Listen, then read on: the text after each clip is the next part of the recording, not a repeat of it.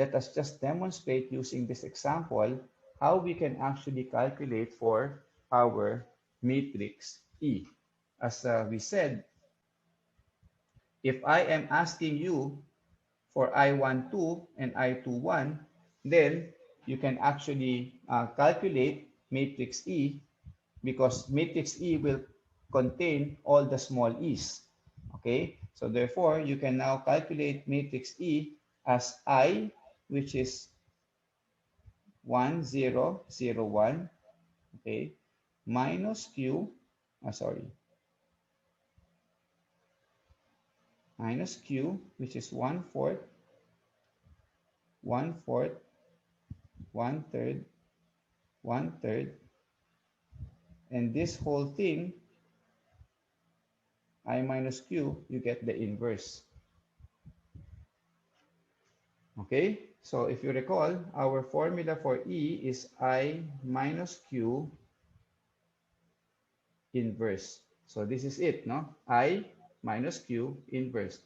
So solving for E, matrix E, 1 minus 1/4, of course, is 3/4. 0 minus 1/4 is negative 1/4. And then 0 minus 1/3 is negative 1/3. And then 1 minus 1/3 is positive 2/3. So that's I minus Q. We have to get the inverse. So as I've said, you have to go back to your Indumat or Imemat to find the inverse of a matrix. There's a lot of methods. Either you use the determinant of A and the cofactor matrices, or you use the Gauss-Jordan technique to find the inverse of a matrix, or you use your calculator if you want it simple. Okay, so get the inverse, and computing for the inverse, you will have, let me write it here.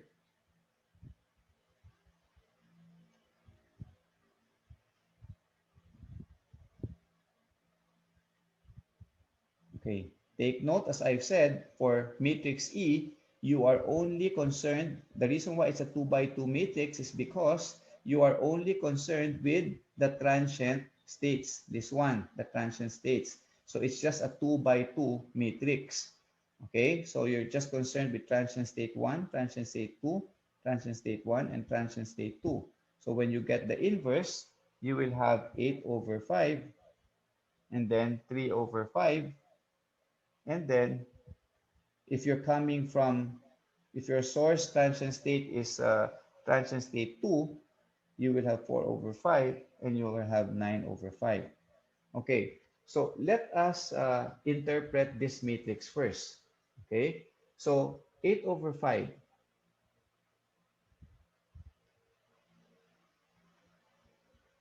8 over 5. It simply means that you are now, this is your source, this is your source. You are now in transient state 1, and it will take you, if you look at the diagram on the left side, okay, you are here in transient state 1, okay, and it's telling you that on the average, if you are in transient state 1, you would have to pass by yourself an average of 8 over 5 times, or almost 2 times, or almost 2 transitions before you get absorbed. Meaning, it's either your transition would be going back, going to 2, okay, going to 2, that's, you did not pass through yourself yet, and then going to 1, okay, this is the first, okay, from 2 you go back to 1, that's the first time you pass by yourself, and then from 1 you go back to yourself, that's the second time you pass by yourself, and then from here you finally get absorbed to 3. Okay, so that means that if you follow that transition from 1 to 2, from 2 to 1, from 1 to 1, and then from 1 to 3, that means that you actually had 2 steps, or you passed by yourself 2 times before you got absorbed in 3. Another possibility is you are in 1, you went back to yourself, that's the first time you passed by yourself. You went back to yourself again, that's the second time. And then you went to transient state 2, and then transient state 2 went to transient to absorbing state 4. So before you got absorbed into absorbing state 4, you actually passed by yourself 2 times, you left and then you got absorbed. So therefore, that's another 2 steps or 2 transitions before you got absorbed. So when you get all of these possibilities, okay, of movement from 1 to 2, 1 to 2 until it gets absorbed, the average is 8 over 5 steps. Okay, the average is 8 over 5 steps. And if you now look at 3 over 5, you are again in transient state 1, and then you're counting the number of times that you have to pass through 2. Okay, you have to pass through 2 before getting absorbed. So same principle, you can have so many possible transitions until you get absorbed. But the average of all those possibilities is just 3 over 5, less than 1 transition. In less than 1 transition, you are actually going to get absorbed already uh, if you pass through transient state 2. Okay, so to answer this question, E12, okay, so E12, all you have to do is just look at the matrix E and then say it's 3 over 5.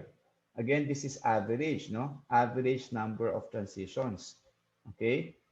Or average number of times that you will pass through transient state 2 before getting absorbed. And the other question is E21, okay? Your source transient state is transient state 2. And then the question now is how many times will you pass by transient state 1 before the process gets absorbed? Okay, so the answer is from 2 to 1, it's around 4 over 5 times.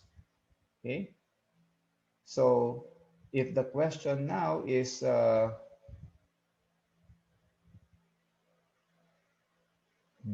example, the question is D1, okay, so take note that there's no subscript J. It just means that you are coming from source transient state 1, okay, and you're counting the number of transitions or the number of times that you would have to pass through any of the other transient states before getting absorbed.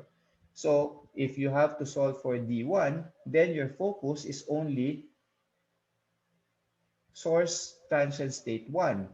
And you are counting the total, the average total number of steps or number of times that you would have to pass through transient state 1, which is yourself, and transient state 2, which is another transient state, before you get absorbed. So if I have another transient state here, say transient state 3, 4, etc., you would just have to add all the times or all the steps that you would require to pass through those transient states before getting absorbed. So to solve for D1, it is simply equal to the summation of D1J for all J.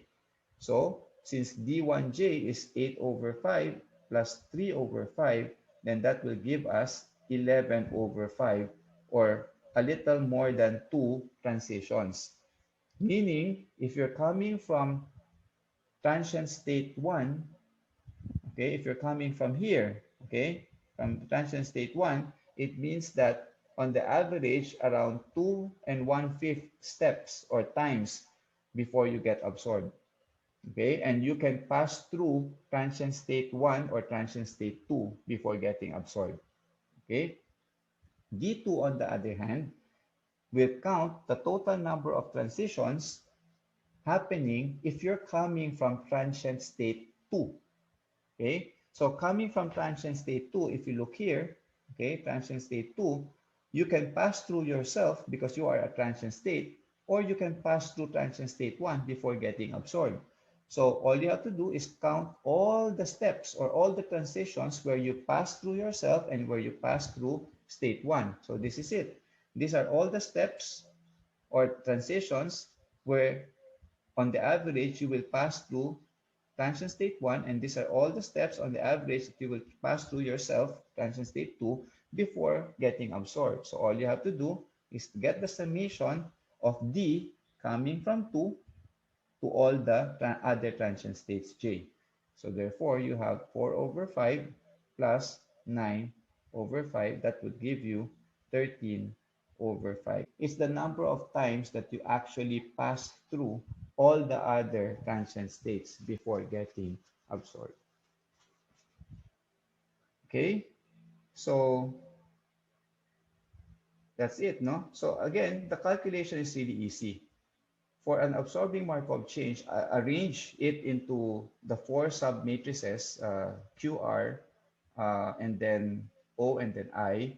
Then if you're asked for the number of times a specific transition state will be passed through before absorption, then you compute small e ij. If you're asked the total number of transitions, mean total number of transitions, or mean total number of mean total number of transitions before you can actually get absorbed, then you calculate D.